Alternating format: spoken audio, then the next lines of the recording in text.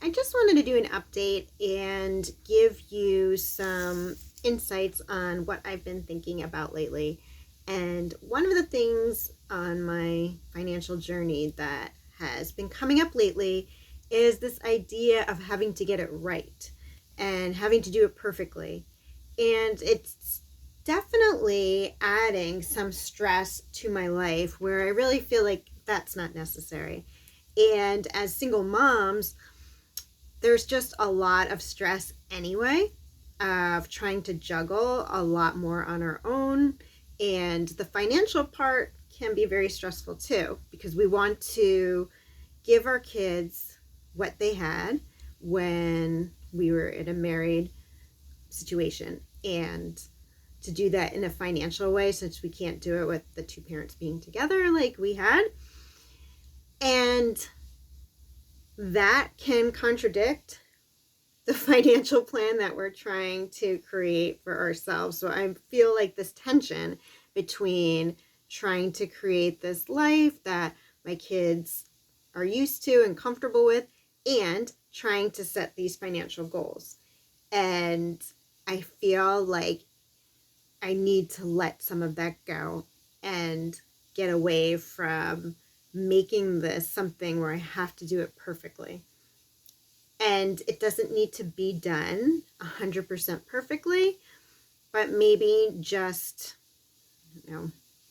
80% or 70%, or just making steps in the right direction. So there's so many financial videos out there that can feel really good to listen to, and at the same time seem almost impossible to reach. There's lots of strategies that seem really good, but then when you're not just dealing with yourself and you're dealing with, teenage kids that want stuff and want things to be the way it used to be, it can cause like that tension and conflict. And I'm not saying that we should be giving our kids everything that they want, but we should also let some things go. Like one of the things that I have let go is Starbucks. My daughter loves getting Starbucks. She's 13. We go. She gets her Frappuccino tall, vanilla bean, something like that. Anyway, I never get it, but she does. And we do that at least twice a week. And yes, I could be saving maybe $50 extra a month by not doing the Starbucks. But it's a time that we really have to bond, and it's something she looks forward to. And I just feel like I can only do so much for saving and meeting my financial goals, and that there needs to be a compromise. So I kind of just wanted to make this video be like, yes, all this financial information that we've been getting from YouTube and through reading and for trial and error, it's all so good and so positive. But I don't know about you, but maybe you're feeling that tension too of trying to do the basics for our kids, that it's not going to be exactly the same, but sort of trying to balance out giving our kids some of the stuff that they used to have, being able to go clothes shopping, being able to sign up for different activities and sports, and knowing that that's not really going to be great for our financial budget, but there will be time in life where we can get it better than now. But we just sort of have to be maybe easier on ourselves. And that's sort of one of the lessons that I'm coming up with for myself, is that it's not going to go exactly the way I want it to, and I'm going to have to let go of it being perfect and maybe it just being better. So some of the things that I have, added into my financial journey is consciously making decisions like, okay, I am okay with doing Starbucks twice a week. And if my daughter wants to do more, then I'm like, that's all I can do. So not just saying yes to everything, but consciously taking my time and deciding what am I okay with, what am I not, where am I going to have wiggle room, where do I want to be more strict. Another thing is not trying for that 100% perfection, not even 90, but hey, if I'm making a whole bunch of changes and it's changing myself to go in the right direction financially, then that's success. I think I need to change what success means and be okay with that. And then I think another thing is some of the financial goals that I see on the internet, like definitely have 3 to 6 months of emergency funds in your bank account. It just seems impossible at this point. So that could be a goal for someday, but maybe for me and maybe for you, if you're in the same kind of situation, maybe it can be a paycheck or two.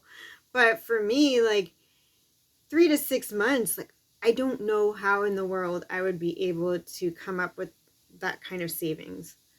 So maybe what's going to be okay and what would be ideal isn't just going to be right for me at this point. So maybe I can get to $1,000 in my emergency budget, and that's not even going to pay or cover a month of emergency funds, but it's better than nothing.